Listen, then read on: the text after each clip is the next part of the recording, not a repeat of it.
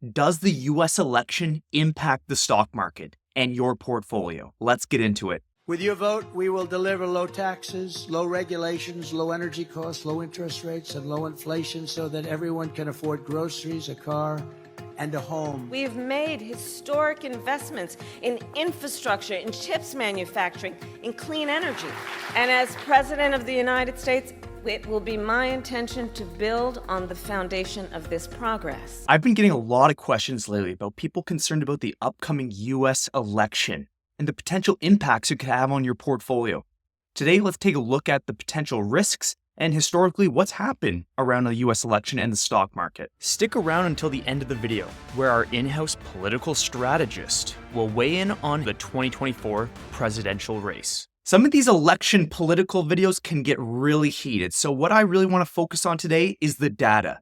We want to be apolitical and really ask the real question, is my portfolio and my money at risk during a US election, regardless of what party wins or loses? And if you were wondering, yes, this is an AI-generated photo. I do not believe they've run through a field holding hands together in the past. If we haven't met before, my name's Devon Rice, and I'm a financial planner at Rankin Wealth Management. Do elections impact the stock market? Over the short term, of course there could be some volatility from days or weeks leading up to or after the election.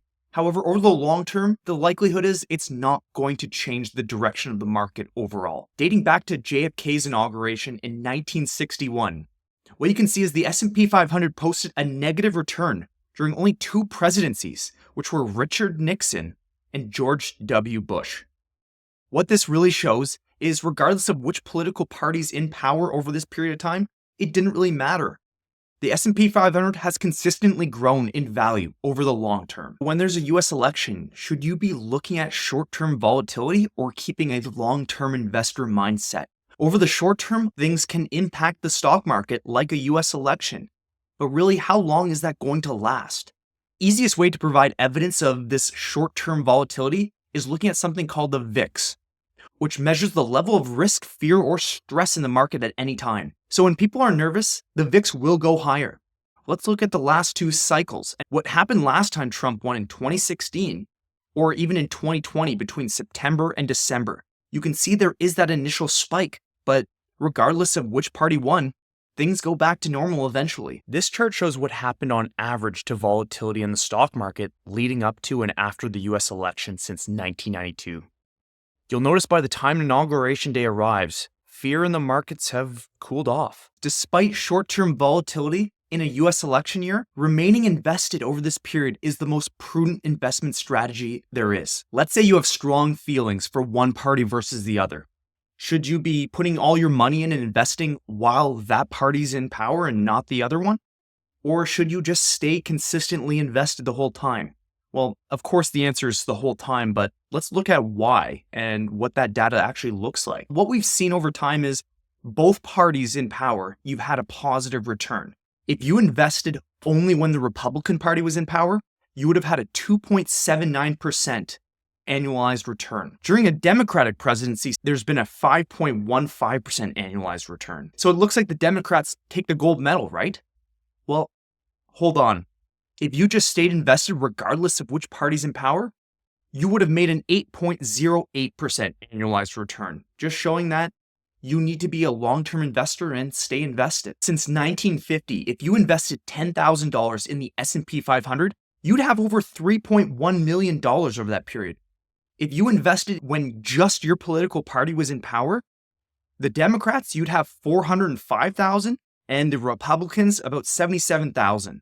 Regardless of which political party is in power, you need to stay invested that entire time. Let's say this year you're truly concerned about one party getting in power. Should you put your money on the sidelines or in cash, and what does that look like? Well, historically, pulling investments out of the market and moving it to cash during an election year can be equally detrimental. The S&P 500, fully invested since 1950, had an annualized return of just over 8%. If you move to cash during the election year, your annualized return would decline to only 6.34%. Hey, it shows we got to stay invested. How does the stock market perform when one party is in control or it's a divided Congress? Historically, higher average annualized returns have occurred during a divided Congress, where one party controls the House or Senate and the other party holds a majority in the second chamber. How did individual asset classes perform under the last two presidencies? Equities have performed well under both presidencies, as you can see here. The exception is emerging markets, which rose 72% during Trump's presidency, but has declined by over 14% under Biden's administration. Bonds have also advanced under Trump, but have slipped during Biden's presidency thus far, when they started raising interest rates. Finally, commodities were the worst performing asset class under Trump, but have also performed the best under Biden.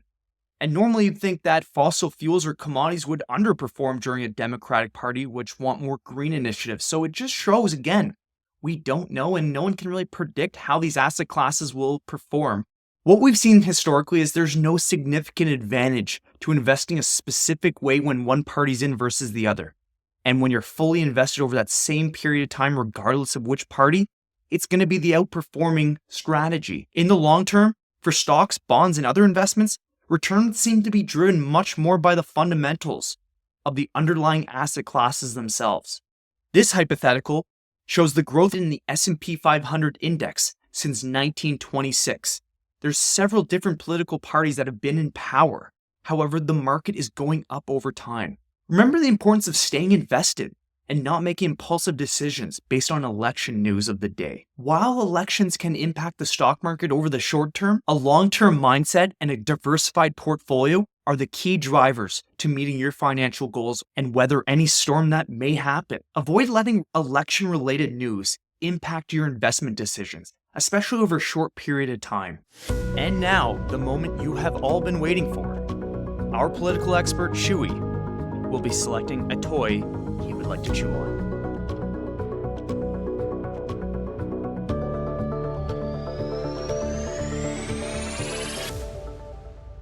And there you have it, folks. Thanks for watching today. Hey there. Thanks again for watching this video. If you want to watch more videos like this, subscribe to our channel where we're going to be releasing new videos constantly with burning questions our clients have or what's happening in the world or educational. If you want to learn more about Rankin Rice Wealth Management and the services that we offer for our clients, go to our website. We'd love to set up a call and see if we can help you on your financial journey.